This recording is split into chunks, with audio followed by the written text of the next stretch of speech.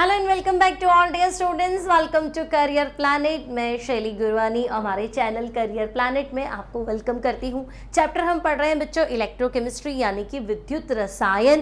Class हमारी Hindi medium के विद्यार्थियों के लिए है।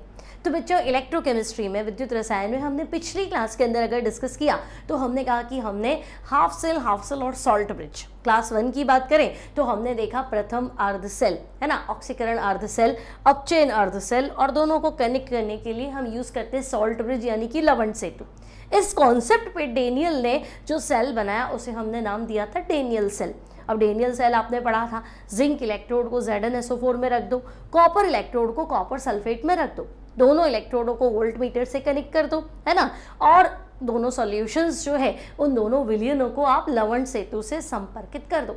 और हमने देखा था कि डेनियल सेल अगर हम इस तरह से डिजाइन बनाते हैं सेल का तो बच्चों 1.1 वोल्ट तो है उत्पन्न हो जाता है। डेनियल सेल का अगर हमने E0 सेल निकाला था तो हमें मिला सेल का विद्युत वाहक बल 1.1 वोल्ट। अब आगे क्या पढ़े तो भाई हमने डेनियल सेल पढ़ लिया, हमने देखा कि भाई है ना हमने इलेक्ट्रिसिटी बना दी है ना, 1.1 वोल्ट तक तो हम जनरेट कर सकते हैं बिल्कुल सिंपल चीजों से।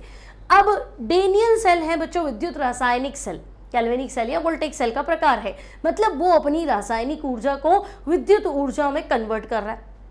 आज हम सीखेंगे कि विद्युत रासायनिक सेल को विद्युत अपघटनी सेल में बदल सकते हैं क्या, और बदल सकते हैं तो कैसे बदले, तो ये चीज आज हमें डिस्कस करनी है बच्चों। तो स्टार्ट करते हैं हमारा टॉपिक डेनियल सेल। पिछली क्लास में हमने डेनियल सेल पढ़ रखा है। देखो Zn इलेक्ट्रोड को Zn सल्फेट ZnSO4 के विलयन में डिप किया, कॉपर इलेक्ट्रोड को कॉपर सल्फेट के सॉल्यूशन में डिप किया, दोनों विलयनों को बच्चों हमने सॉल्ट ब्रिज दिख रहा है आपको लवण सेतु इससे संपर्कित किया है। तो हम कहेंगे हाँ ये तो सब पढ़ लिया था, ठीक है। अब हमें क्या करना है बच्चों, तो हम क्या करते हैं बाहर एक एक्सटर्नल सर्किट लगा लेते हैं, ठीक है भाई, एक्सटर्नल सर्किट लगा दो, ठीक है। अब एक्सटर्नल सर्किट क्या करेगा, तो मैं बाहर लगा रही हूं बच्चों एक बैटरी, ठीक है, बाहर हम लगा लेते हैं एक बैटरी, और बैटरी जो है ना, फिलहाल मैं जो वोल्टेज रखती हूँ बच्चों बाहर का जो E0 सेल है वो 1.1 वोल्ट से कम रख रही हूँ, ठीक है। बात समझ में आ गई। डेनियल सेल था, सिंपल सेल मेरे पास बना हुआ है ना। हमने इस सेल को क्या किया, हमने इस सेल को बाह्य परिपथ से जोड़ दिया, ठीक। अब बाह्य परिपथ से जोड़ के इसको टच करना रहेगा भाई, फिजिक्स पढ़ी है आपने है ना, इसको यहाँ से ठीक है। हमने 1.1 वोल्ट से कम की बैटरी को कनेक्ट कर दी, तो हम कहेंगे उससे क्या होगा, हमारे पास तो जो सेल काम कर रहा था वो कर रहा था भाई, इलेक्ट्रॉन जिंक से कॉपर चल रहे थे और करंट जो है वो कॉपर से जिंक की तरफ चलेगा, इसमें तो कोई प्रॉब्लम ही नहीं था, बाहर की बैटरी तो 1.1 वोल्ट से कम है। अब मैं कहूँगी नहीं तुम ऐसा करो, बाहर का वोल्टेज बढ़ाते बढ़ाते बच्चों 1 वोल्ट कर लो, बाह्य परिपथ का वोल्टेज आप बढ़ाओ और बढ़ा के कितना कर दो, तो भाई तुम 1.1 वोल्ट कर दो। तो मुझे बताओ जो हमारा डेनियल सेल है वो जनरेट कर रहा है कितना, तो हम कहेंगे 1.1 वोल्ट जनरेट कर रहा था। और आपने क्या किया, तो बच्चों हमने क्या किया, हमने बाहर की बैटरी भी लगा दी और वो 1.1 वोल्ट से बराबर लगा दी। तो अब क्या होगा, तो भाई अगर तुमने बाहर का वोल्टेज 1.1 लगाया, ये बेचारा भी 1.1 वोल्ट बना रहा था, तो दो लोग अगर लड़ रहे बराबर फोर्स से लड़ रहे तो फिर तो बराबर हो जाएगा, रुक जाएगा काम, कुछ चलेगा ही नहीं, है ना। तो तुम कहोगे अगर ये चीज़ है तो बच्चों यहाँ ये इलेक्ट्रॉन चलना बंद कर देंगे, इनको बंद करना पड़ेगा, है ना। और हम कहेंगे सेल अभिक्रिया जो है वो नहीं होगी। सवाल बन जाए एग्जाम में कि यदि डेनियल सेल को बाह्य परिपथ से कनेक्ट करें जिसमें बैटरी कितनी है 1.1 वोल्ट, 1.1 वोल्ट की बैटरी, तो हम कहेंगे डेनियल सेल भी तो E0 सेल जो जनरेट कर रहा था वो 1.1 वोल्ट था, बाहर की बैटरी भी 1.1 वोल्ट की है, तो दोनों में क्या है लड़ाई बराबर है। तो हम कहेंगे अब तो कुछ नहीं होगा, तो बच्चों यहाँ लिखना है सेल अभिक्रिया रुक जाएगी, और सेल अभिक्रिया रुक जाएगी तो फिर ये बल्ब बंद हो जाएगा, ये तो काम करेगा ही नहीं, है ना। तो हम कहेंगे तो नहीं होगा। अब पहले तो मैंने कम रखा था तो ये बराबर काम कर रहा था, है ना, आपके इलेक्ट्रॉन चल रहे थे जिंक से कॉपर और करंट चल रहा था कॉपर से जिंक। सेकंड में मैंने क्या किया, 1.1 वोल्ट की बैटरी लगा दी, तो हम कहेंगे अब तो कुछ नहीं होगा, है ना, सेल में कोई अभिक्रिया नहीं होगी, और तो मैं कहूँगी और इलेक्ट्रॉन का प्रवाह भी नहीं होगा। तो इलेक्ट्रॉन नहीं चलेंगे तो बल्ब लगेगा ही नहीं। ठीक है, तो हम लिख देते हैं इलेक्ट्रॉन का प्रवाह नहीं होगा। ठीक है भाई, इलेक्ट्रॉन्स का प्रवाह जो है अब तो नहीं पॉसिबल है, नहीं होगा। ठीक है, बात समझ में आ गई यहाँ तक, कोई दिक्कत नहीं। अब फिर मैं क्या करूँ, तो फिर मैं एक्सटर्नल सर्किट बना लेती हूँ। ठीक है, और एक्सटर्नल सर्किट बना के और मैं अब जो बैटरी लगा रही हूँ, तो बच्चों अब मैंने बैटरी लगा दी 1.1 वोल्ट से ज़्यादा की। ठीक है, अब हमने जो बाह्य परिपथ में E0 सेल रखा है ना, अब ये हमारी बैटरी जो है ये 1.1 वोल्ट से ज़्यादा है। तो दो जने लड़ रहे, अब इसकी वैल्यू ज़्यादा है, इसकी पावर ज़्यादा है, तो अब तो उल्टा हो जाएगा। अब क्या होगा, तो देखो पहले तो ये आराम से इलेक्ट्रॉन चल रहे थे जिंक से कॉपर, है ना, ये खुद एनर्जी प्रोड्यूस कर रहा था। अब बाहर की एनर्जी ज़्यादा है तो उसको लेनी पड़ेगी। ठीक है, तो ये बाहर से ऊर्जा लेगा तो अभिक्रिया क्या हो जाएगी, उल्टी हो जाएगी। जिंक से कॉपर तो स्पॉन्टेनियस था, अपने आप था, है ना, हमें बाहर की एनर्जी की जरूरत नहीं। लेकिन अब बाहर वाले की एनर्जी ज़्यादा है, तो बच्चों इस केस में क्या होगा, तो हम कहेंगे ये भाई दिशा ही बदल दी आपने। तो इलेक्ट्रॉन्स जो है वो चलने लग गए कॉपर से जिंक की ओर, और करंट तो इलेक्ट्रॉन का उल्टा, तो भाई करंट जो है वो चलेगा जिंक से कॉपर की ओर। मतलब कुल मिला के अभिक्रिया जो है वो पलट गई। ठीक है, और ये डेनियल सेल जो बेचारा खुद इलेक्ट्रिसिटी प्रोड्यूस कर रहा था, ये आपको 1.1 वोल्ट की एनर्जी दे रहा था, ये बाहर से एनर्जी लेने लग गया। तो ये बाहर से ऊर्जा ले रहा है, मतलब विद्युत धारा ये बाहर से ले रहा है, विद्युत ऊर्जा बाहर से ले रहा है, और इसके अंदर क्या हो रहे हैं, केमिकल चेंजेस हो रहे हैं। तो हम कहेंगे अब ये क्या कर रहा है, तो ये बच्चों विद्युत ऊर्जा को रासायनिक ऊर्जा में कन्वर्ट कर रहा है। जबकि पहला केस जो था, है ना, अगर मैं यहाँ कुछ भी नहीं लगाऊं तो हमने देखा कि ये जिंक और ये कॉपर इलेक्ट्रोड को अगर हम कनेक्ट करते हैं, इस तरह का सेटअप बनाते हैं, तो ये बल्ब ऑन हो जाता है ना। मतलब यहाँ से इलेक्ट्रॉन चल रहे हैं जिंक से कॉपर की तरफ, और ये आपको करंट दे रहा है। इस बार ये आपको करंट नहीं दे रहा है, इलेक्ट्रॉन उल्टी दिशा में चल रहे, बाहर से करंट क्या कर रहा है, ले रहा है। तो बच्चों इस केस में तो है ये विद्युत रासायनिक सेल, जबकि उस केस में जाएंगे तो ये बन गया विद्युत अपघटनी सेल। समझे, जब ये खुद आपको इलेक्ट्रिसिटी दे रहा है तो ये विद्युत रासायनिक सेल है, और वहां चला गया ये इलेक्ट्रिसिटी आपसे ले रहा है बच्चों, तो हम कहेंगे अब ये बन गया विद्युत अपघटनी सेल। ये आपको ध्यान रखना है। बात समझ में आ गई यहाँ तक? ठीक है, अब इसको कैसे अब देखो थोड़ा सा ध्यान रखेंगे ना, डायग्राम हमने पलट दिया है। इलेक्ट्रॉन आपके क्या चल रहे हैं, कॉपर से जिंक की तरफ, तो ये साइन उल्टे कर दो, जिंक प्लस यहाँ जमने लग जाएगा, ये रॉड जो है वो थिक हो जाएगी। ठीक है, और यहाँ कॉपर घल के कॉपर +2 में आ जाएगा। तो ये साइन में बदल देती हूँ, नहीं तो तुम कंफ्यूज हो जाओगे। ठीक है, अब बच्चों गैल्वेनिक सेल को विद्युत अपघटनी सेल में बदल सकते, पढ़ा हमने। यदि सेल में एक विपरीत बाह्य विभव लगाया जाए और इस विभव को धीरे धीरे बढ़ाया जाए तो अभिक्रिया धीमी हो जाती। हमने 1.1 वोल्ट लगाया था, ठीक है, बाहर से भी एनर्जी थी लेकिन हमारी एनर्जी ज़्यादा थी, है ना, लेकिन बाहर की एनर्जी है वो आपको क्या कर रही है, स्टॉप कर रही है, आपके अगेंस्ट काम कर रही है। तो हम कहेंगे हाँ थोड़ा हमारा वोल्टेज भी कम हो जाएगा, अभिक्रिया धीमी हो जाएगी। ठीक है, अब बच्चों जैसे ही बाह्य विभव बढ़ा के 1.1 वोल्ट कर दिया तो बाहर का वोल्टेज और हमारा वोल्टेज बराबर है। अब दो बराबरी के लोगों में फाइट कराओगे तो रुकना ही पड़ेगा। तो हम कहेंगे अब तो अभिक्रिया रुक गई, है ना, धारा प्रवाह रुक गया। अब बाह्य विभव 1.1 वोल्ट से ज़्यादा है तो भाई अगर आपने पोटेंशियल बढ़ा दिया बाहर का तो अभिक्रिया उल्टी हो जाएगी। अब उल्टी हो जाएगी मतलब विपरीत दिशा में चलेगी। पहले क्या होता था, Zn +2 में बदलता था, है ना, और कॉपर +2 कॉपर में बदलता था। इस बार अभिक्रिया उल्टी है तो बच्चों इस बार कॉपर +2 और जिंक अभिक्रिया क्या हो जाएगी, कॉपर, है ना, सॉरी पहले अब क्या था, Zn +2 में बदलता था, इस बार Zn +2 और कॉपर। इस बार कॉपर को तो इलेक्ट्रॉन छोड़ने पड़ेंगे बच्चों, और जिंक को इलेक्ट्रॉन क्या करने पड़ेंगे, ग्रहण करने पड़ेंगे। अब मैंने तुम्हें सिखाया था जहाँ आयन है वहाँ एक्वस लिखोगे, जहाँ न्यूट्रल है वहाँ सॉलिड लिखोगे, ठोस लिखोगे। ठीक है, पहले की विपरीत दिशा में होगी। पहले जिंक इलेक्ट्रॉन छोड़ के जिंक +2 में कन्वर्ट हो रहा था, अब जिंक +2 बेचारा इलेक्ट्रॉन एक्सेप्ट कर रहा है, और कॉपर +2 क्या कर रहा है, इलेक्ट्रॉन, कॉपर इलेक्ट्रॉन लूज कर रहा है। ठीक है, रिडॉक्स अभिक्रिया अभी भी हो रही है, लेकिन ऐसा प्रैक्टिकली पॉसिबल नहीं था। तो हमने कहा अपने आप तो नहीं हो सकता था, ऐसी अभिक्रिया तो स्वतः प्रवर्तित नहीं होती है, ये नॉन स्पॉन्टेनियस है, स्वतः अप्रवर्तित है। तो भाई जो नॉन स्पॉन्टेनियस है, जो प्रैक्टिकली पॉसिबल नहीं है, उसके लिए हमने बाहर का एनर्जी सोर्स लगाया है ना। मतलब कि अगर बाहर गर्मी बहुत ज़्यादा है ना, तो ऑब्वियसली आपका रूम गर्म हो जाएगा।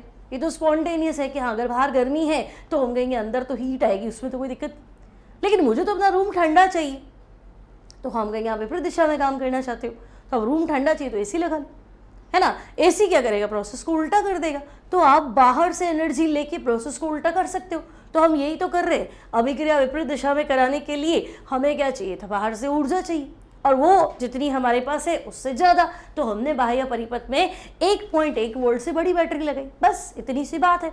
अब हमारा सेल, तो हम कहेंगे देखो हमारा सेल जो है वो बन गया विद्युत अपघटनी सेल, और इसमें एक स्वतः अप्रवर्तित रासायनिक अभिक्रिया, मतलब नॉन स्पॉन्टेनियस रिएक्शन।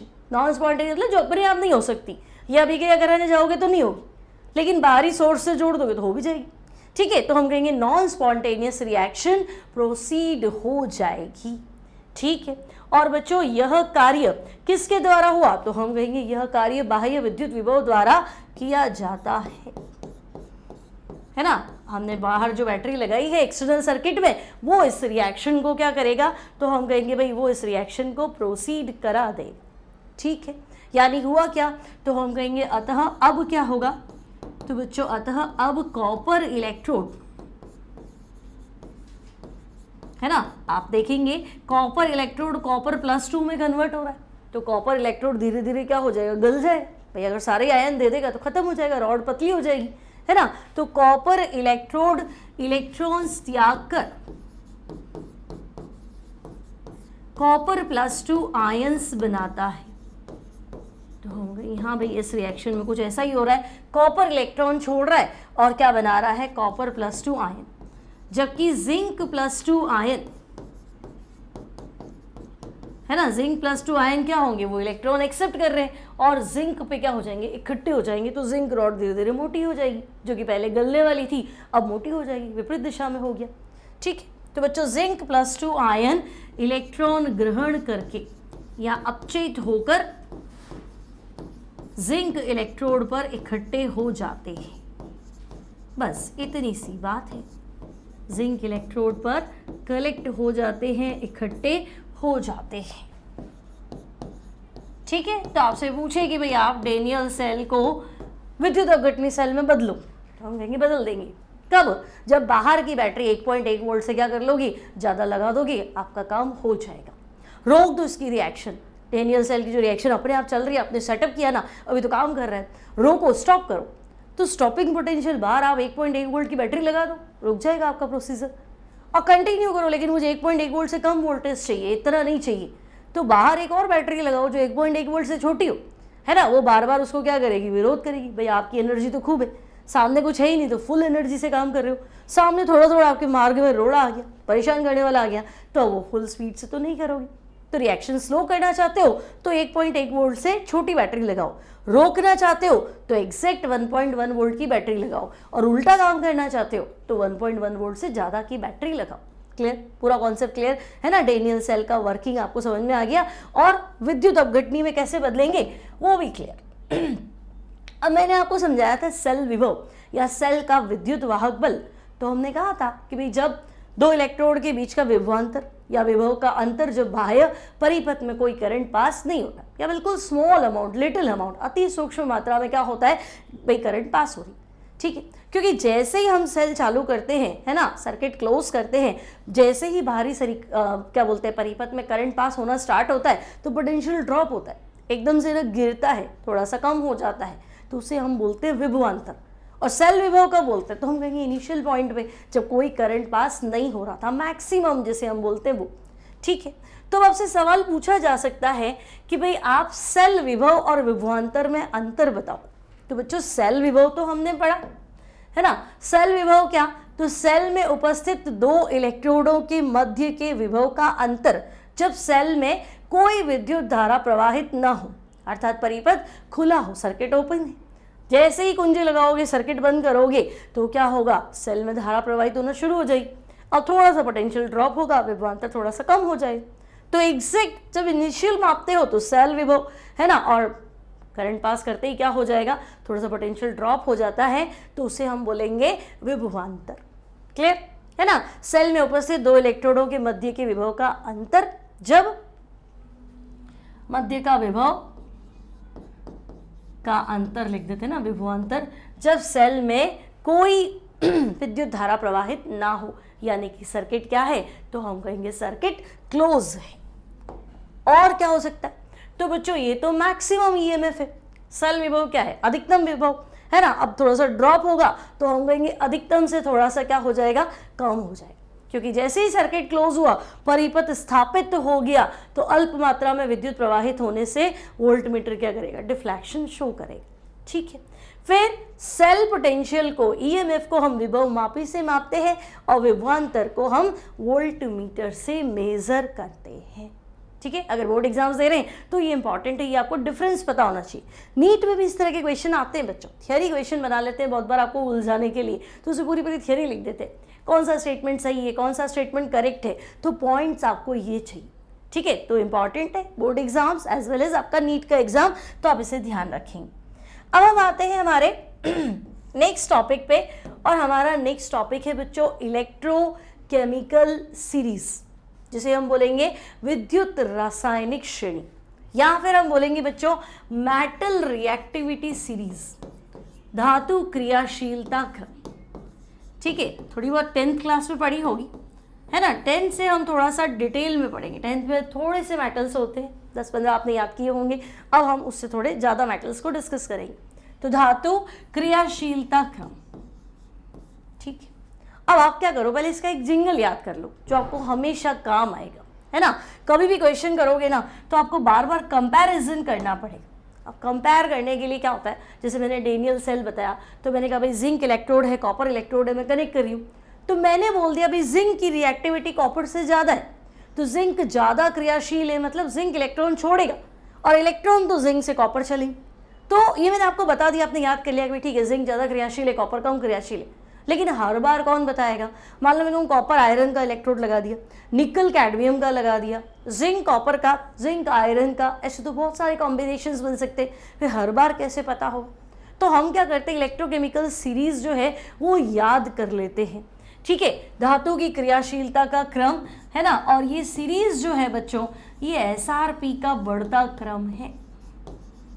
ठीक है, रिडक्शन पोटेंशियल का बढ़ता क्रम है ना। धातु क्रियाशीलता तो घटेगी और एसआरपी क्या हो जाएगा, तो हम कहेंगे रिडक्शन पोटेंशियल की वैल्यू बढ़ेगी।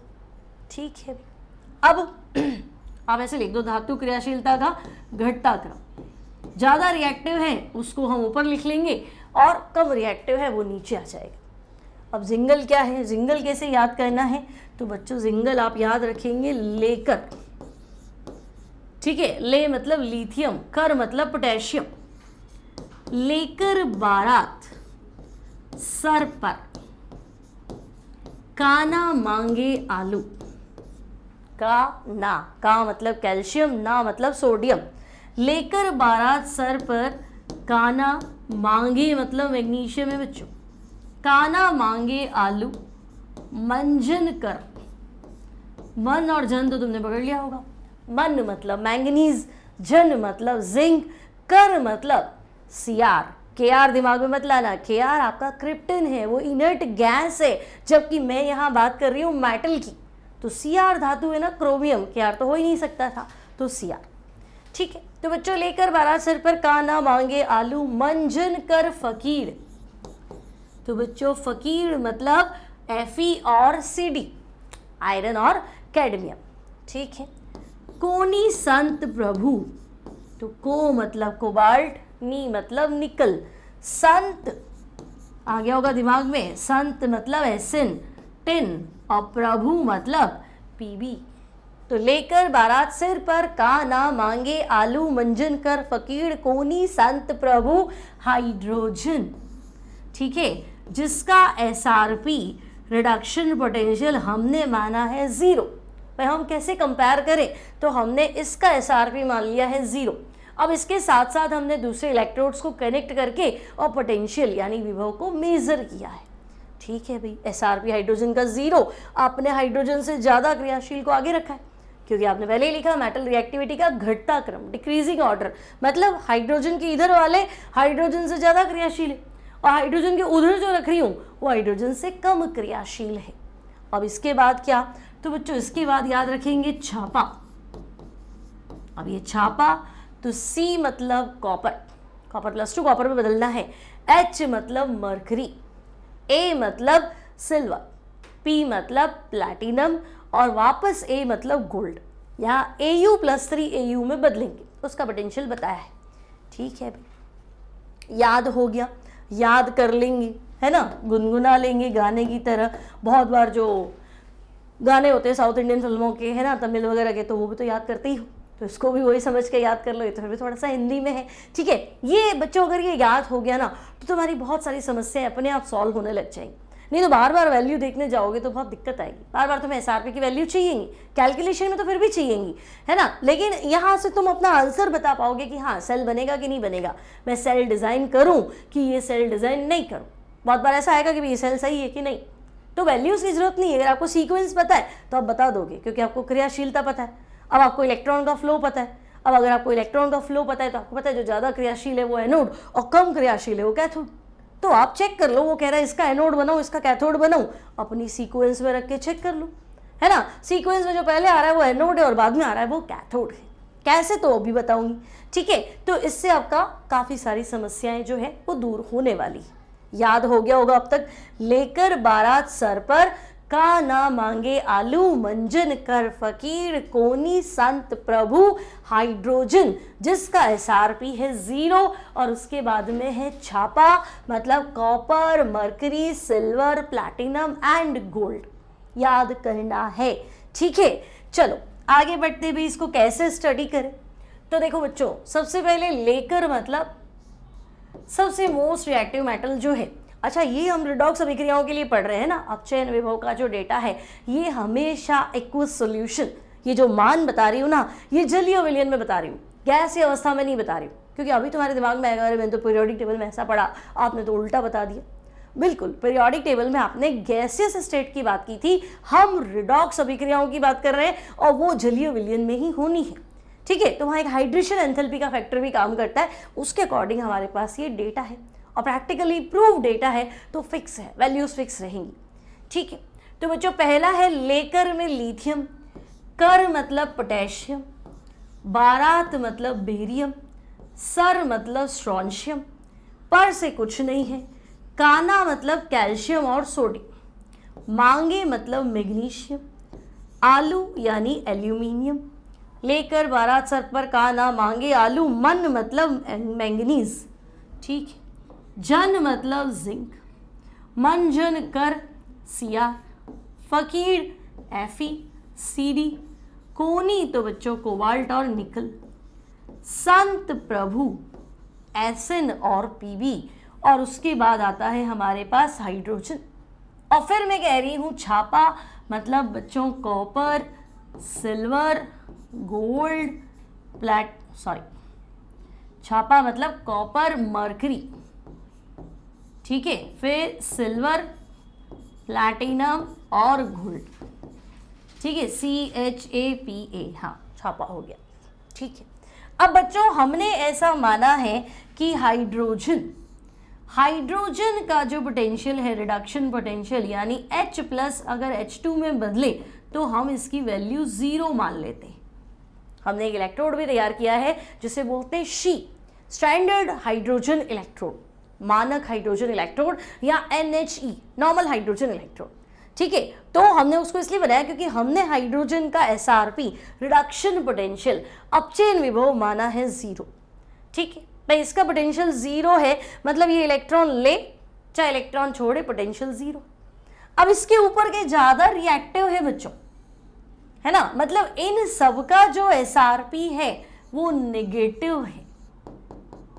ठीक है, अब नेगेटिव में कितना है वो बात की बात है, इन सबका SRP जो है बच्चों वो नेगेटिव है, तो माइनस की वैल्यू बढ़ते बढ़ते बढ़ते 0 आ गई, और 0 के बाद तो हम कहेंगे छापा में जाओगे तो यहाँ SRP जो है वो पॉजिटिव है।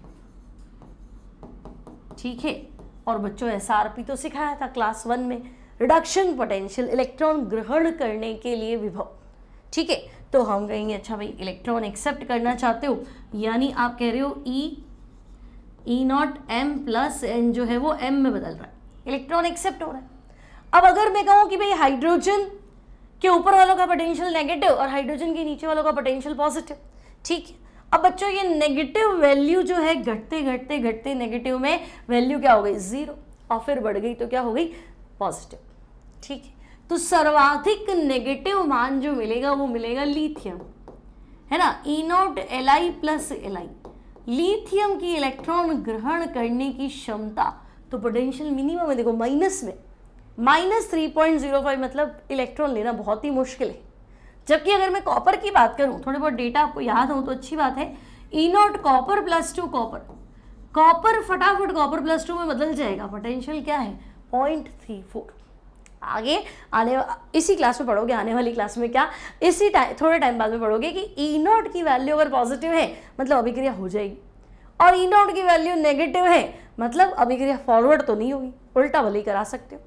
तो हम कहेंगे अच्छा कॉपर प्लस 2 कॉपर लेना, इलेक्ट्रॉन लेना आसान है, पोटेंशियल पॉजिटिव है, लेकिन लिथियम प्लस का लिथियम में बदलना, पोटेंशियल की वैल्यू नेगेटिव में हाईएस्ट है, मतलब इलेक्ट्रॉन ग्रहण करना बहुत ही मुश्किल है, ठीक है। एक चीज तो क्लियर, तो इन सब का पोटेंशियल नेगेटिव, हाइड्रोजन का पोटेंशियल 0 और बाकी सबका क्या है तो हम कह रहे हैं पॉजिटिव, ठीक है।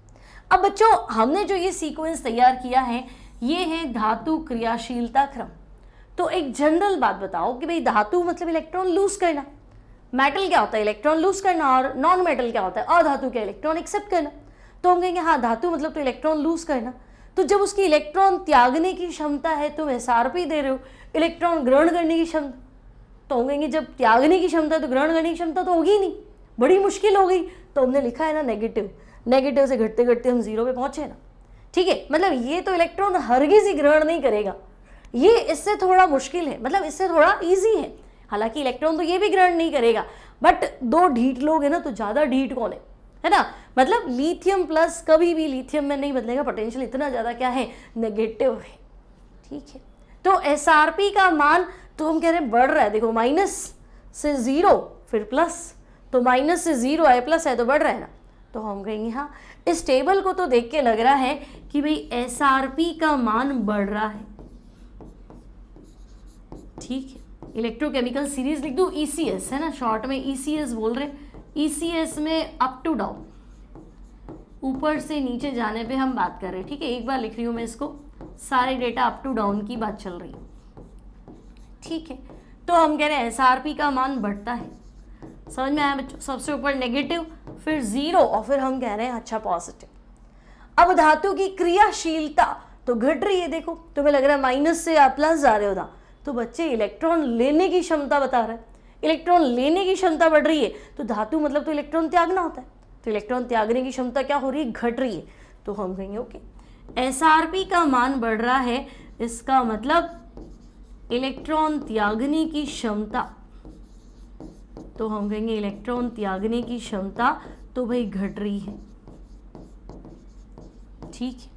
और बच्चों इलेक्ट्रॉन त्यागने की क्षमता मतलब क्रियाशील, तो हम कहेंगे धातु क्रियाशीलता भी घट रही, ठीक है ना। डाउन एरो मतलब घटेगी, अपर एरो मतलब बढ़ेगी, तो भाई धातु क्रियाशीलता घट रही, ठीक है। अब मुझे बताओ कि भाई चलो मेटल की रिएक्टिविटी कम हो रही है, मतलब लिथियम तो मोस्ट रिएक्टिव है रिडॉक्स अभिक्रियाओं में ना, जलीय विलयन में बात चल रही है, फिर बता रही हूँ। और गोल्ड जो है अच्छा यहाँ Au+3 Au में बदल रहा है, ठीक है, उसका डेटा मैंने लिखा है, प्लैटिनम +2 प्लैटिनम में बदल रहा है, ठीक है। तो हम कह रहे हैं हाँ ये लीस्ट रिएक्टिव है, और अगर इसको देखें तो ये मोस्ट रिएक्टिव है, मान लिया।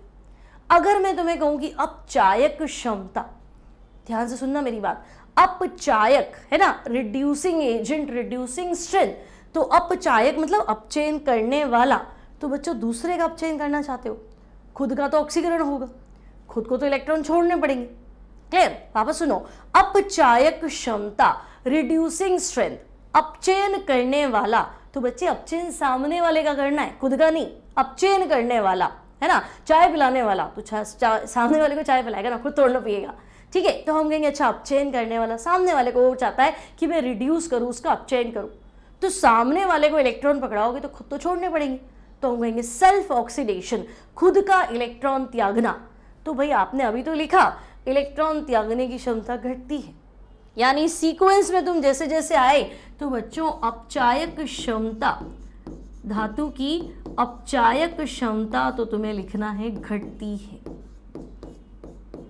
ठीक है, और एक घटेगी तो दूसरी बढ़ेगी, तो इस सीक्वेंस में अपचायक क्षमता घट रही है और ऑक्सीकारक क्षमता तो हम कहेंगे वो बढ़ जाएगी, एक चीज डाउन जाएगी तो दूसरी तो अप जाएगी, तो ऑक्सीकारक क्षमता बढ़ रही है, दूसरे का ऑक्सीकरण करेगा, खुद इलेक्ट्रॉन एक्सेप्ट करेगा, तो हम कहेंगे हाँ एसआर भी पॉजिटिव है ना, ले लेगा इलेक्ट्रॉन, छोड़ने की तो बात नहीं हो रही, ठीक है। अब आप कह रहे हैं कि भाई इस सीक्वेंस में जैसे जैसे नीचे जा रहे हैं धातु की क्रियाशीलता जो है वो घट रही है, ठीक है, मतलब ऊपर वाला धातु ज़्यादा क्रियाशील है और नीचे वाला धातु कम क्रियाशील है, तो हम कहेंगे हाँ, मतलब ऊपर वाला तेज पड़ रहा है और नीचे वाला हल्का पड़ रहा है, तब भी हम कहेंगे हाँ, मतलब ऊपर वाला बॉस है और नीचे वाला जूनियर है, हाँ, ज़्यादा तेज पड़ रहा है, ज़्यादा क्रियाशील है तो बॉस है और नीचे वाला जूनियर है, यानी सीक्वेंस में ऊपर वाला धातु नीचे वाले धातु को क्या करेगा, डिस्प्लेस कर लेगा, प्रतिस्थापित कर लेगा, बस इतनी सी बात ध्यान रखना। मतलब कि अगर मैं कोबाल्ट के सॉल्यूशन में कैडमियम डाल दूं तो तुम कहोगे कैडमियम जो है ना उसको भगा देगा, ये ज़्यादा तेज पड़ेगा, मैं निकल के सॉल्यूशन में कोबाल्ट डाल दूं तो तुम कहोगे कोबाल्ट जो है ना निकल को भगा देगा, ये तेज पड़ रहा है, ठीक है। तो बच्चों ECS के अंदर, ECS मतलब समझे ना, इलेक्ट्रोकेमिकल सीरीज में, ECS में ऊपर वाला धातु जो कि ऊपर सिचुएटेड रखा है हमने टेबल के अकॉर्डिंग, ऊपर वाला धातु नीचे वाले धातु को क्या करेगा, तो हम कहेंगे नीचे वाले धातु को प्रतिस्थापित कर देगा, भगा देगा, रिप्लेस कर देगा, ठीक है। तो नीचे वाले धातु को प्रतिस्थापित, अब ये पॉइंट काम आएगा बच्चों NCERT के सॉल्यूशंस के लिए, है ना, तो प्रतिस्थापित कर देगा। चलो एक चीज तो हमने मानी कि हाँ ऐसा हो सकता है, और क्या हो सकता है, तो देखो आपने कहा ऊपर वाला ज्यादा रिएक्टिव है, नीचे वाला कम रिएक्टिव है, मतलब इलेक्ट्रॉन त्यागने की क्षमता ऊपर वाले की ज्यादा है, नीचे वाले की कम है, और इलेक्ट्रॉन छोड़ेगा, है ना, तो उसका तो होगा ऑक्सीकरण और दूसरे वाले का क्या होगा, अपचय। तो हम कहेंगे हाँ अगर मैं दो इलेक्ट्रोड कनेक्ट कर लूँ, मतलब मुझे लग रहा है कि मैं आयरन और कैडमियम ले लेती हूँ, सेल बनाऊँ, तो आयरन तो इलेक्ट्रॉन छोड़ेगा, ज़्यादा क्रियाशील है, कैडमियम इलेक्ट्रॉन एक्सेप्ट करने पड़ेंगे, कम क्रियाशील है, तो इलेक्ट्रॉन चलेंगे Fe से CD वाले इलेक्ट्रोड की तरफ। अब जो इलेक्ट्रॉन छोड़ता है वो एनोड, पढ़ाया था ना, जो इलेक्ट्रॉन छोड़ता है उसका क्या होता है, ऑक्सीकरण। अच्छा ऑक्सीकरण अपचयन का clear concept, loss of electron, electron छोड़ना ऑक्सीकरण, gain of electron, electron accept करना अपचयन। तो हम कहेंगे भाई जो ज़्यादा क्रियाशील है वो इलेक्ट्रॉन छोड़ेगा, यानी उसका ऑक्सीकरण, और जो कम क्रियाशील है उस पर इलेक्ट्रॉन पहुंच जाएंगे, तो उसके आयंस को आके उस पर अटैच होना पड़ेगा, ठीक है। तो बच्चों जो ज़्यादा रिएक्टिव है, जो ज़्यादा क्रियाशील है, उसको इलेक्ट्रॉन छोड़ना है, उसका ऑक्सीकरण होना है। तो मैंने आपको क्लास सेकंड में बताया था कार्लोन, कैथोड में रिडक्शन होता है और लोन लेफ्ट ऑक्सीडेशन एनोड और नेगेटिव, जहाँ ऑक्सीकरण होता है वो एनोड और जहाँ अपचयन होना है वहाँ तो हम कहेंगे वो कैथोड। तो आप कह रहे हैं ऊपर वाला ज़्यादा रिएक्टिव है, उसको इलेक्ट्रॉन छोड़ दे यानी उसका ऑक्सीकरण, तो ऊपर वाला हमेशा एनोड और नीचे वाला हमेशा कैथोड, शॉर्टकट से याद रखेंगे, है ना। तो इस ECS में तुम्हें कोई इन दोनों को बताओ सेल बनाना है, क्या करूँ, तो तुम कहोगे Fe का एनोड बनाना, कैडमियम का तुम कैथोड बनाना, उल्टा करोगे तो सेल उल्टा बना दिया, और क्या, तुम्हें एनर्जी देने की बजाय तुमसे एनर्जी ले लेगा, और क्या, विद्युत अपघटनी बन जाएगा, है ना। तो हम कहेंगे ठीक है भाई। तो ECS में एक पॉइंट और हमने याद किया कि भाई ECS में ऊपर वाला धातु, मतलब दो में कंपेयर करने की बात आ रही है, तब ऊपर वाला धातु एनोड बनेगा जबकि नीचे वाला धातु, है ना, जो नीचे स्थित है, तो बच्चों नीचे वाला धातु कैथोड बनेगा, ठीक है, नीचे वाला धातु कैथोड बनेगा, ओके। तब आपको एनोड भी मिल गया, अब आपको कैथोड भी मिल गया। अब तो एक बात और देखो, जो क्वेश्चन बनेंगे तुमने लिखा है एसआरपी का मान बढ़ रहा है ना, पहले ऊपर वालों का एसआरपी नेगेटिव, फिर 0 और फिर पॉजिटिव। एसआरपी का मान बढ़ रहा है, क्रियाशीलता घट रही है, अपचायक क्षमता घट रही है। तो इसको सीधा याद करो, सीधे सीधे क्वेश्चन से, है ना। आपसे पूछेगा कि लो भाई धातु की अपचायक क्षमता का क्रम बताओ, है ना। आपको 4 मेटल दे देता हूँ, शायद एनसीईआरटी में पहला ही क्वेश्चन है बच्चों अनसॉल्व्ड, है ना। 5-7 मेटल दे दिए और आपको पूछा रिड्यूसिंग स्ट्रेंथ का ऑर्डर लिखो, अपचायक क्षमता का क्रम लिखो। तो तुम्हें कुछ भी नहीं करना है, सीधा याद रखो भाई अपचायक क्षमता जो है वो एसआरपी के इनवर्सली प्रोपोर्शनल है। जितना ज़्यादा एसआरपी का मान है ना, मतलब खुद का ही रिडक्शन करने लगा तो फिर अपचय कैसे बनेगा। अपचय मतलब दूसरे का अपचयन करना, खुद का पोटेंशियल तो होना ही नहीं चाहिए, नेगेटिव होना चाहिए। ठीक है, तो एसआरपी लीस्ट रिड्यूसिंग स्ट्रेंथ, अपचायक क्षमता मोस्ट अधिकतम। ठीक है, सिमिलरली बच्चों धातु क्रियाशीलता, अगर आपको कहे ये मेटल है इनकी एसआरपी वैल्यू इतनी है ना, ये सारे की पॉइंट्स हम काम में लेंगे बच्चों, तो हम कहेंगे धातु क्रियाशीलता भी एसआरपी के इनवर्सली प्रोपोर्शनल। जितना ज़्यादा एसआरपी मेटल की रिएक्टिविटी उतनी कम। ठीक है, तो इलेक्ट्रोकेमिकल सीरीज अगर तुम्हें याद हो गई तो बच्चों बहुत सारी बातें जो है वो क्लियर हो जाएंगी, है ना। आपको बहुत सारे कॉन्सेप्ट्स जो है वो बन जाएंगे, रिएक्शंस वगैरह आप खुद करने लग जाएंगे, आपसे थोड़े नीट और जेई के क्वेश्चंस भी होने लग जाएंगे, थोड़ा कॉन्फिडेंस भी आ जाएगा, थोड़ा अपने आप को होशियार फील करोगे कि हाँ यार मुझसे क्वेश्चन हो रहे हैं, अब तो मैं थोड़ा स्मार्ट बन चुका हूँ, थोड़ा होशियार हो चुका हूँ। ठीक है, तो की पॉइंट है ना, एनसीईआरटी ने दे दी है टेबल, बट बहुत ज़्यादा मतलब डिटेलिंग नहीं है, लेकिन हाँ क्वेश्चंस पूछे हैं।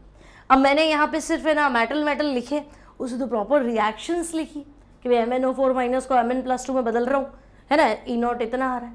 ठीक है भाई, है ना, कि MnO4 मतलब MnO4 माइनस जो है अम्लीय माध्यम Mn+2 में बदल रहा है तो इतना है। डाइक्रोमेट आयन Cr2O7 माइनस से Cr+3 बदल रहा है तो भी E0 इतना है। H2O2 से बन रहा है O2 बन रहा है तो भी SRP इतना है, तो हम कहेंगे तो गड़बड़े, इतने सारे SRPs हैं। तो हम वैल्यू से क्वेश्चन सॉल्व करना भी सीखेंगे। ठीक है, अब कैसे करने हैं क्वेश्चन, तो देखो कुछ क्वेश्चंस कर लेते हैं, पहले एक कॉन्सेप्ट और बना लेते हैं। तो देखो आपसे पूछा जाएगा भाई रिएक्शन होगी या नहीं होगी, तो हमने एडिंग लगाया जलीय विलयन में रिडॉक्स अभिक्रिया की संभावना। भाई आपको एक रिएक्शन दे देता हूँ, आप बताओ होगी कि नहीं होगी, तो प्रिडिक्ट थोड़ा ना करना है, गेम थोड़ने के लिए हाँ हो जाएगी नहीं होगी, ऐसे नहीं, आपको वैल्यू बेस्ड आंसर देना है। तो बच्चों हम क्या करेंगे, कोई भी रिडॉक्स अभिक्रिया होगी तो E0 सेल निकालेंगे, फॉर्मूला सिखाया था, E0 cell equals to E0 oxidation plus E0 reduction. एक इलेक्ट्रोड पे ऑक्सीकरण होना है, दूसरे पे क्या होना है, अपचयन होना है, वैल्यू जोड़ के E0 सेल निकालो। और अगर तुमने E0 सेल निकाल दिया और उसका मान पॉजिटिव है ना, आपने कह दिया कि भाई E0 सेल जो है वो मेरा पॉजिटिव आ रहा है। यदि E0 सेल पॉजिटिव, ठीक है, तो मुझे एक चीज बताओ, तुमने डेल्टा जी पढ़ा था ना, डेल्टा जी का फॉर्मूला क्या था, तो हम कहेंगे डेल्टा जी था -NF E0 सेल। ठीक है, तो बच्चों अगर E0 सेल पॉजिटिव है और मैं समीकरण 2 में क्या करूं, E0 सेल का वैल्यू डालूं, समीकरण 2 में E0 सेल का मान रख लेती हूं। ठीक है, वैल्यू डाल दो, मान रख लो। तो अगर मैं यहाँ पॉजिटिव वैल्यू लिखूंगी तो positive into negative, minus into plus, minus ही आएगा। तो कहेंगे हाँ बिल्कुल, अगर ये वैल्यू पॉजिटिव है तो आंसर तो नेगेटिव है। तो बच्चों अगर तुम्हारा E0 सेल पॉजिटिव है तो यहाँ लिखना चाहिए मुझे, तो डेल्टा जी नेगेटिव। और अब ये मत कहना थर्मो नहीं पढ़ा था, थर्मोडायनामिक्स में पढ़ा है ना 11th क्लास में कि अगर डेल्टा जी नेगेटिव है, यदि किसी अभिक्रिया की गिब्स मुक्त ऊर्जा नेगेटिव है, मतलब अभिक्रिया स्वतः प्रवर्तित होगी, अभिक्रिया होगी सही, कोई दिक्कत नहीं है। स्वतः प्रवर्तित का मतलब होता है अपने आप होना। भाई पानी को ऊपर से नीचे गिरना है तो आपको एफर्ट्स लगाने की जरूरत नहीं, ऊपर से नीचे वो अपने आप गिर जाएगा। लेकिन तुमको नहीं, इसको तो नीचे से ऊपर पहुंचाना है, तो फिर वो स्वतः प्रवर्तित नहीं है, फिर तुम मेहनत कर लो। क्लियर, तो रिएक्शन अपने आप हो जाएगी, मतलब तुम्हारे एफर्ट्स जीरो, रिएक्शन हो जाएगी अगर आपने ऐसा कॉम्बिनेशन बनाया है। ठीक है, तो कुल मिला के बात इतनी सी है ना कि E0 सेल पॉजिटिव, आंसर हो जाएगा अभिक्रिया होगी। जो की पॉइंट बना, जो शॉर्टकट बना, वो तो यही बना ना है ना क्या, तो हम कहेंगे भाई अगर ई नॉट सेल, यदि ई नॉट सेल पॉजिटिव तो हम कहेंगे अभिक्रिया होगी, बस इतनी सी बात याद रखनी। और ई नॉट सेल कैसे निकालना है तो सीखा है पिछली क्लास में, ठीक है, भूल गए तो वापस देखते हैं इस पे बेस्ड क्वेश्चंस कैसे बनेंगे। तो देखो 2 क्वेश्चन है आपके पास। क्वेश्चन है कुछ अभिक्रियाओं के मानक अपचयन विभव SRP की वैल्यूज आपको दे रहे। देखो I2 2 इलेक्ट्रॉन ग्रहण कर रहा है, SRP है इलेक्ट्रॉन ग्रहण करने का विभव, मतलब मानक अपचयन विभव। ई नॉट मतलब स्टैंडर्ड कंडीशंस में, ठीक है, आपको दे दिया। Cl2 भी 2 इलेक्ट्रॉन ग्रहण कर रहा है, Cl माइनस बन रहा है, SRP फिर से दे दिया। Fe+3 इलेक्ट्रॉन ग्रहण करके Fe+2 बना रहा है, आपके पास फिर से SRP है ना। और Sn+4 2 इलेक्ट्रॉन एक्सेप्ट करके ये क्या बना रहा है आपका, तो हम कह रहे हैं ये बना रहा है Sn+2, तो इसका भी SRP है, ठीक है। तो आपके पास चारों SRP आ गए, तो हम कहेंगे हाँ भाई चारों SRP हमारे पास है, ठीक है। कहीं मैं वैल्यू चेक कर लेती हूँ बच्चों, Cl माइनस, ठीक है,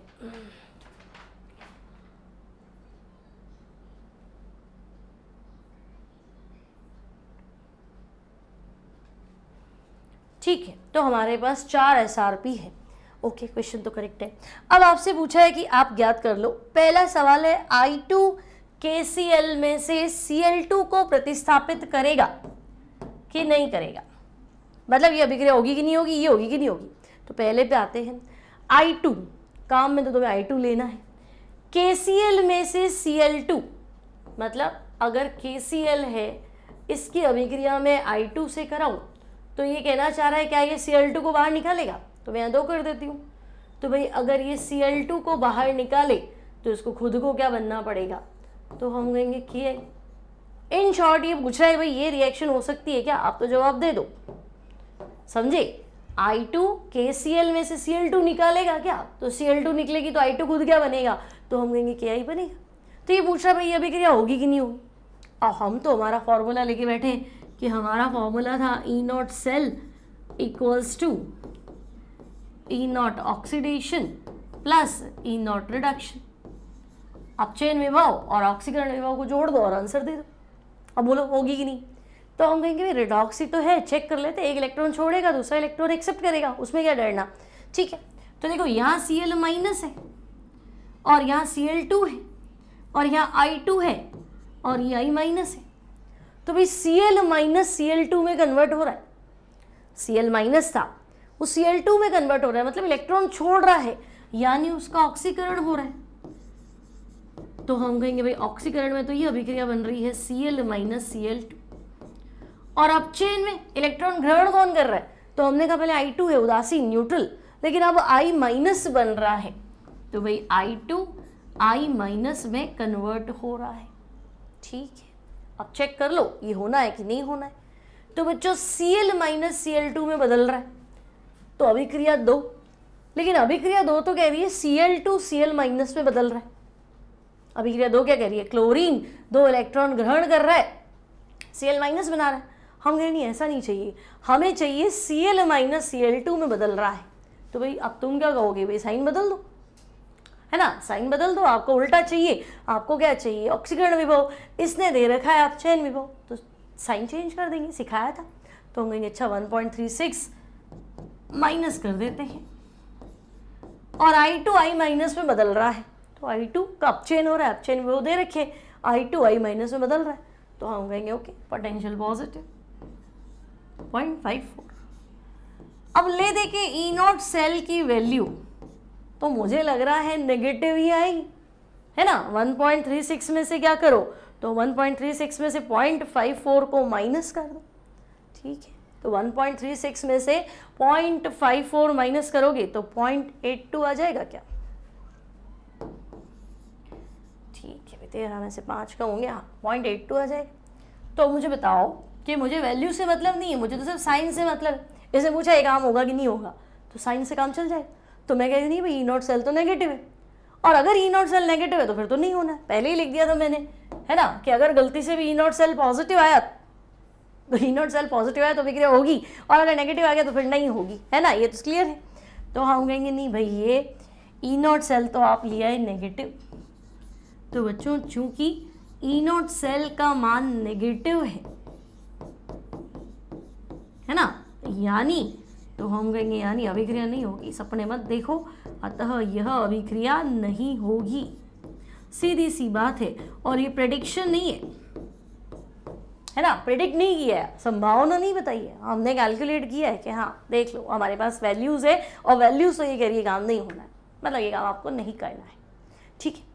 सेकेंड ये कह रहा है भाई FeCl3 और SnCl2 के मध्य अभिक्रिया होगी कि नहीं होगी, तो हम कह रहे हैं उसको भी चेक कर लेते हैं। तो बच्चों FeCl3 और SnCl2, तो मैंने लिख दिया FeCl3 और मैंने लिख दिया SnCl2। तो मैं लगा मुझे क्या सपना आएगा कि बनाना क्या है, वो तो सही बात है, लेकिन डेटा नाम की भी तो कोई चीज़ है ना, डेटा दे रखे है ना, Fe+3 है Fe+2 में बदल रहा है और Sn+4 है Sn+2 में बदल रहा है, तो जो डेटा है उसको ही यूज़ करोगे, है ना। अगर मैं तुम्हें कहूँ केक बनाओ और ये रॉ मटेरियल, तो तुम ये थोड़ा सोचोगे हाँ मैं इसका केक बनाऊंगा, आह तुम सोचोगे जो मटेरियल दिया है उसी को काम में लेके केक बनाना है, अब बने नहीं बने तो बात की बात है, ठीक है। मैं ये थोड़ा सोच सकता हूँ कि नहीं मैं तो ये बना लूँगा, आपको जो दिया है उसको यूज़ करो, है ना, वही है इंग्रेडिएंट, तो आपको दिया है ना कि भाई Fe+3 है Fe+2 है और Sn+2 Sn+4 है, बस डेटा तो इसी का ही है, बाकी तो याद नहीं है, तो हम कहेंगे अब इन्हीं के हिसाब से चलना पड़ेगा, ठीक है।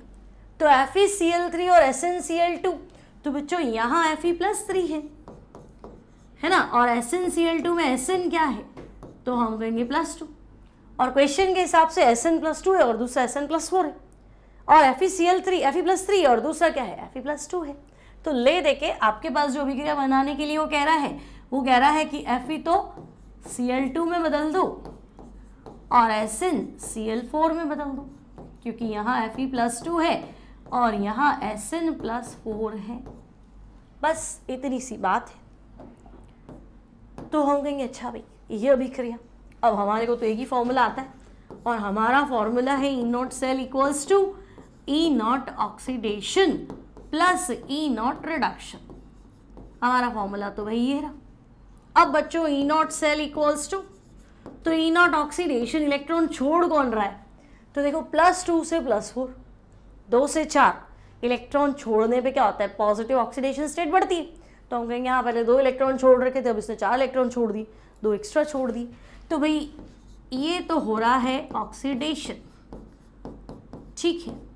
और रिडक्शन तो Fe+3 Fe+2 में है ना, धनात्मक ऑक्सीकरण अवस्था का घटना अपचयन होता है और धनात्मक ऑक्सीकरण अवस्था का बढ़ना ऑक्सीकरण होता है, तो हम कहेंगे बस अब डेटा बोलो Sn2 4 में बदल रहा है, मतलब तुम चाह रहे हो ऑक्सीकरण, अपचयन विभव दे रखे तुम्हें दे रखा है Sn4 Sn2 में बदल रहा है, तुम चाहते हो नहीं भाई Sn2 Sn4 में बदल रहा है, तो साइन बदल दो, तो मैं कहूँगी भाई Sn2 Sn+4 में बदल रहा है, तो साइन जो है वो हो जाएगा माइनस का 0.15, ठीक है, तो माइनस का 0.15।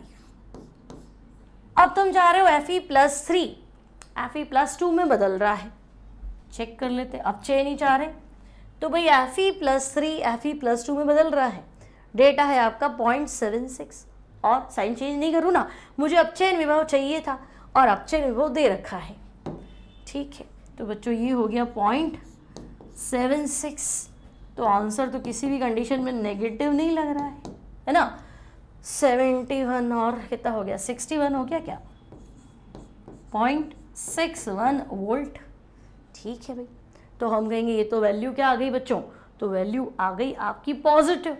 अब मुझे बताएंगे कि अगर वैल्यू आपकी पॉजिटिव है तो आप क्या कहेंगे, अभिक्रिया होनी है कि अभिक्रिया नहीं होनी है, हो जाएगी कि नहीं होगी, तो हम कहेंगे सीधी बात है ना, सीधी बात लिखो, क्योंकि ई नॉट सेल का मान पॉजिटिव है, क्योंकि ई नॉट सेल का मान क्या है पॉजिटिव, अतः यह अभिक्रिया होगी, कुछ भी हो जाए ये अभिक्रिया तो हो सकती है।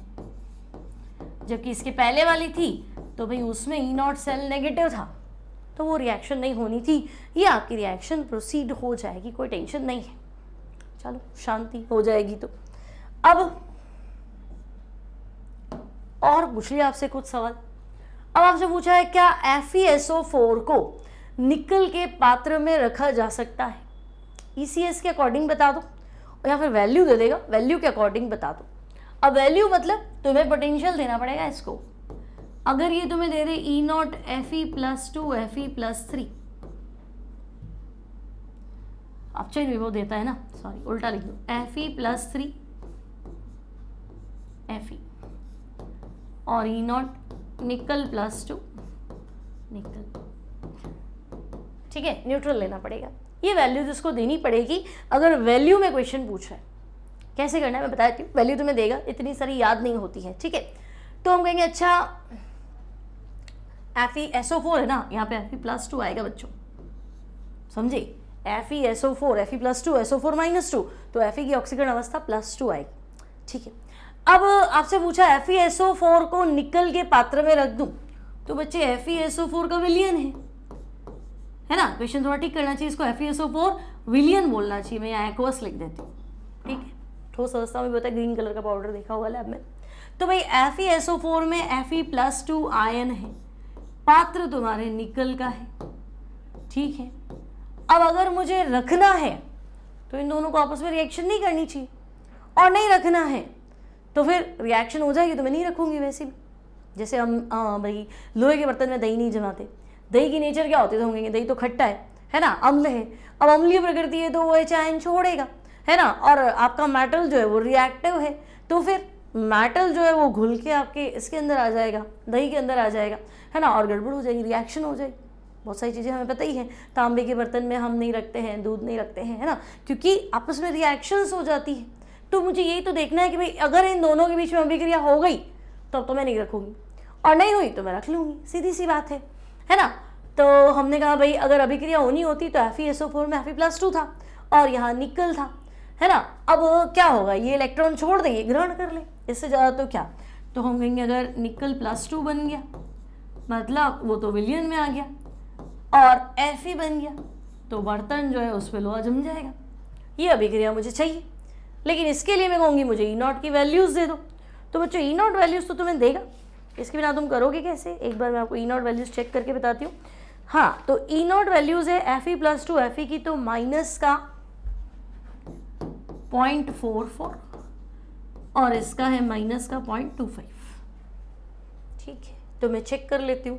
मेरे हिसाब से अगर सेल अभिक्रिया होनी है ना, हमें अपना फॉर्मूला याद रखना है, बस एक ही फॉर्मूला आता है हमें भी, E0 cell equals to E0 oxidation plus E0 reduction. ठीक है, उसके बाद ऑक्सीडेशन किसका हो रहा है, तो देखो निकल+2 में बदल रहा है। ठीक है भाई, अपचयन किसका हो रहा है, तो भाई Fe+2 Fe में बदल रहा है। ठीक है, तो निकल+2 में बदल रहा है, पोटेंशियल उल्टा है, ध्यान रखना। Ni+2 Ni, तुम्हें क्या चाहिए, तुम्हें चाहिए Ni+2 में बदल रहा है, तुम्हें उल्टा दिया हुआ है, तुम्हें अपचयन विभव दिया हुआ है, जबकि तुम्हें ऑक्सीकरण विभव चाहिए। साइन बदल दो और कुछ मत करो। तो हम कहेंगे हाँ, तो सीखा था ना 0.25, और Fe+2 Fe में बदल रहा है, अपचयन विभव चाहिए, अपचयन विभव हो रहा, तो भाई वो तो है -0.44। अब बोलो, तो अगर 45 में से 25 लेस करूँ तो 20 होता है, 19 हो जाएगा। ले देखिए मेरा आंसर तो माइनस में आ रहा है, तो माइनस में आ रहा है मतलब ये अभिक्रिया तो होगी नहीं। मतलब आराम से रखो इस बर्तन में, इसको रख लो, कोई दिक्कत नहीं। उल्टा कर दें तो तुम कहोगे नहीं आगे नहीं हो रही है तो पीछे तो हो जाएगी, फिर उल्टा कर दोगे तो अभिक्रिया हो जाएगी। ठीक है, तो मतलब उल्टा समझेगा, Fe के बर्तन में NiSO4 रख दूं तो अभिक्रिया पलट जाएगी, तो वापस सारे साइन पलटोगे ना तो ये वैल्यू पॉजिटिव हो जाएगी, तब तुम कहोगे नहीं, फिर तो अभिक्रिया हो जाएगी, नहीं रख सकते। फिलहाल इस बर्तन में इसको रख सकते हैं क्या, तो E0 निकालो, E0 नेगेटिव आ रहा है मतलब इनके मध्य कोई अभिक्रिया नहीं होगी, है ना। तो आपको तो एक लाइन में आंसर देना है कि रखूँ कि नहीं रखूँ, तो हम कहेंगे ओके। अतः Ni के पात्र में, निकल के पात्र में FeSO4 को रखा जा सकता है, कोई लड़ाई नहीं है हमारी। ठीक है भाई, निकल के पात्र में FeSO4 को रखा जा सकता है, कोई टेंशन नहीं है। ठीक है, अब और बताओ, कॉपर सल्फेट के वो Fe के पात्र में रख लें क्या? मतलब बाबा जी बन गए, लोग आ रहे हैं, हाँ भाई इस बर्तन में ये रख दूँ क्या? अच्छा नहीं रखूँ, उल्टा रख दूँ क्या? इस बर्तन में ये रख दूँ क्या? ठीक है, तुम कहोगे हाँ रख दो तो ठीक है, मत रखो तो कहोगे अच्छा उल्टा रख दो, उल्टा तो सेट हो जाएगा, है ना? तो हम कहेंगे हाँ, लेकिन हम प्रिडिक्ट नहीं कर रहे, हम हमारे वैल्यूज़ जो है वैल्यूज़ पे बेस्ड आंसर दे रहे, प्रैक्टिकल डेटा पे बेस्ड आंसर दे रहे। अब आप कहेंगे भाई कॉपर सल्फेट को Fe के पात्र में रखूं, तो भाई पात्र तो है Fe का, ठोस। अब कॉपर सल्फेट मतलब विलियन की बात कर रहे हैं, अभी मत सोचना ठोस कॉपर सल्फेट, तब तो भाई ठोस ठोस में कोई रिएक्शन होनी नहीं है ना? तो भाई ठोस, या मैं एक्वस कर देती हूँ यहाँ पे, ठीक। तो बच्चों कॉपर सल्फेट में कॉपर +2 है, तो हम कहेंगे हाँ भाई Fe, और कॉपर +2 में, कॉपर सल्फेट में कॉपर क्या है +2। अब ये इलेक्ट्रॉन छोड़ेगा, ये इलेक्ट्रॉन एक्सेप्ट करेगा, तो हम चेक कर लेते हैं, यानी Fe तो बदलना चाहिए Fe+2 में, और कॉपर +2 बदलना चाहिए कॉपर में। यानी अगर हम सीधा फॉर्मूला लगाएं E0 सेल, तो बच्चों E0 सेल आएगा E0 oxidation plus E0 reduction.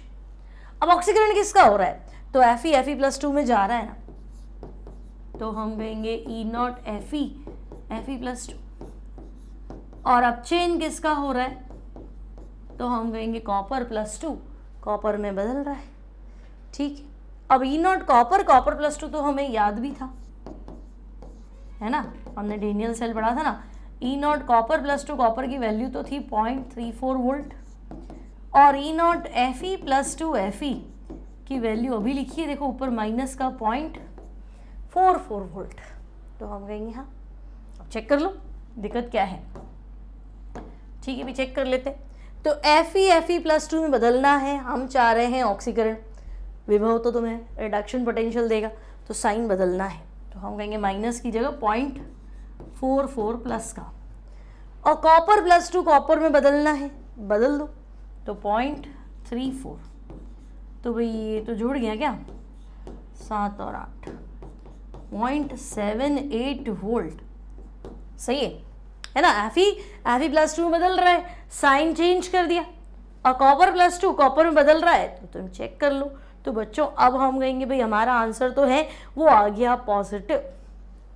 अब तो आंसर पॉजिटिव आ गया, मतलब अभिक्रिया होगी, तो अभिक्रिया होगी तो इसके बर्तन में इसको मत रखो। तुम कॉपर सल्फेट रखने गए, पता चला कॉपर सल्फेट में से तांबा तो इकट्ठा हो गया और बर्तन में से Fe निकल के FeSO4 बन गया, तो हम कहेंगे सीधा आंसर बोलना है तो बोल दो। अतः Fe के बर्तन में कॉपर सल्फेट नहीं रखना है, सीधी बात है।